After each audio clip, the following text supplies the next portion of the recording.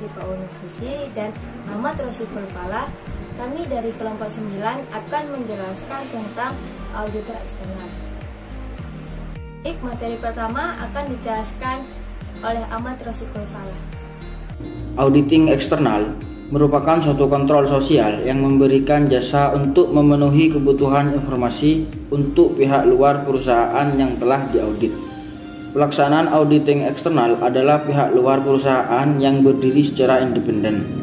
Pihak luar perusahaan yang telah berdiri secara independen adalah akuntan publik yang telah diakui oleh yang berwenang untuk melaksanakan tugasnya tersebut. Auditing ini pada umumnya bertujuan untuk memberikan pendapat mengenai kewajaran laporan keuangan. Auditor tersebut pada umumnya dibayar oleh manajemen perusahaan yang diperiksa. Berdasarkan penjelasan di atas bahwasanya audit yang dilakukan secara profesional bersifat independen dan berdasarkan pada undang-undang khusus tentang pelaporan keuangan kepada sebuah lembaga seperti halnya pemerintah, badan hukum, dan organisasi.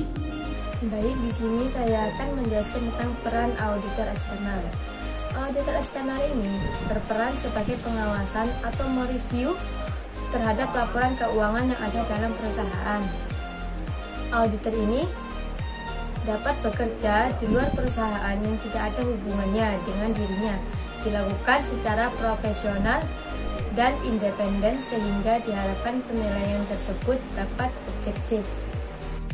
Auditor eksternal harus mempunyai kemampuan dalam menganalisis sebuah laporan keuangan jika terjadi error dan irregularitas, seperti kesalahan dalam material, lalu melaporkan temuan tersebut kepada perusahaan dan memberikan saran atau solusi terbaik untuk kedepannya kepada pihak perusahaan.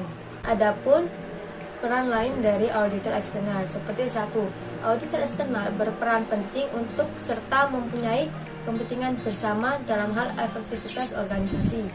Yang kedua, mengetahui pengetahuan luas seputar dunia bisnis, industri, dan risiko yang akan dihadapi perusahaan atau organisasi itu.